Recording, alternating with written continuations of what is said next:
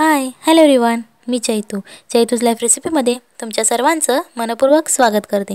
आज मी तुमच्यासाठी खूप छान अशी रेसिपी घेऊन आलेली आहे।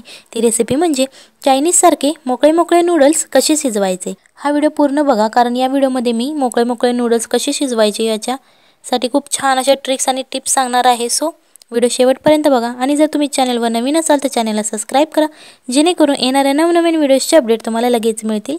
चला तर मग आजच्या रेसिपीला सुरुवात करूया। हे मी अर्ध पातेला भरून पाणी घेतलेलं आहे। यामध्ये थोडंसं मीठ टाकायचं आहे, जेणेकरून छान असं नूडल्स मध्ये आत मीठ शिरलं जाईल। थोडंसं तेल टाकायचं आहे, जेणेकरून नूडल्स शिजवताना ते एकमेकांना चिकटणार नाहीत। आता हे तुम्हाला दिसत असेल, छान असं पाणी आपलं उकळायला लागलेलं आहे। आता यामध्ये आपण हे कच्चे नूडल्स टाकून घेणार आहोत। हे आपल्याला बाजारात सहज अवेलेबल होतात नूडल्स। सो आता हे आपण यामध्ये घालायचे आहेत। आता यामध्ये मी 3 बंडल घातलेले आहेत। तुमचं पाणी जेवढं असेल त्या प्रमाणात तुम्ही नूडल्स घालून घ्यायचे आहेत। व्हिडिओ आवडत असेल तर व्हिडिओला लाईक करा आणि जर तुम्ही चॅनलवर नवीन असाल तर चॅनलला सबस्क्राइब करा, जेणेकरून येणाऱ्या नवनवीन व्हिडिओजचे अपडेट तुम्हाला लगेच मिळतील। ही खूप सोपी रेसिपी आहे आणि झटपट होणारी आहे। आता इथे तुम्हाला दिसत असेल, छान असे आपले नूडल्स नरम व्हायला लागलेले आहेत। जास्त वेळ लागत नाही नूडल्स शिजवण्यासाठी। आता तुम्हाला दिसत असेल फक्त 2 मिनिटे झालेली आहेत आणि नूडल्स आपले छान असे नरम झालेले आहेत। हे नूडल्स जास्तीत जास्त 2 ते 3च मिनिटं शिजवायचे असतात, ते लगेच नरम होतात। जास्त शिजवायचे नाहीत, नाहीतर त्याची चव एकदम भातासारखी लागेल। सो हे अर्धे कच्चे आपण शिजवून घेणार आहोत।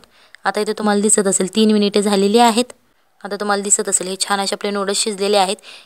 हे जरा मी पातळ असलेले नूडल्स घेतलेले आहेत। जर तुमच्याकडे याच्यापेक्षा जाड नूडल्स अवेलेबल असेल तर तुम्ही 4 ते 5 मिनिटे शिजवा आणि असे तोडून बघायचे आहेत। तुम्हाला लगेच कळतात की अर्धे कच्चे शिजलेले आहेत। ज्याप्रमाणे आपण बिर्याणीसाठी राईस बनवतो तो कसा आपण अर्धा कच्चा शिजवून घेतो, त्याचप्रमाणे आपण हे नूडल्स शिजवून घेणार आहोत।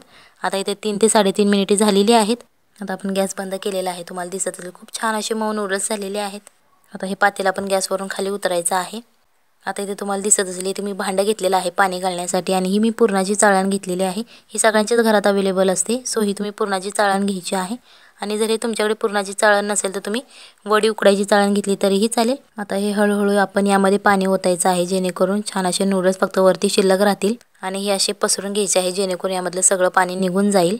तुम्हाला दिसत असेल बघा, छान असं यामधनं पाणी गाळून झालेलं आहे आपलं। आणि जर तुमचे नूडल्स जास्त गरम असेल तर याच्यावरती तुम्ही एकदा पाणी ओतून घेतलं तरीही चालेल, जेणेकरून नूडल्स आपले लगेच थंड होतील। आता हे छान असे आपण थंड करून देणार आहोत। आता तुम्हाला दिसत असेल 10 मिनिटे झालेली आहेत। आता याच्यावरती आपण थोडंसं तेल टाकणार आहोत, जेणेकरून आपले नूडल्स एकमेकांना चिकटणार नाहीत। आता हे तेल आपण सगळीकडे लावून घ्यायचं आहे, म्हणजेच आपले नूडल्स हे हलवून घ्यायचे आहेत, जेणेकरून हे तेल सगळ्या नूडल्सला लागलं जाईल। आणि हे छान असं आपण आता फॅन खाली वाळत ठेवणार आहोत। आता तुम्हाला दिसत असेल बघा 10 मिनिटे झालेली आहेत। मी फॅन खाली 10 मिनिटे ठेवलं होतं। आता हे नूडल्स छान असे आपले थंड झालेले आहेत।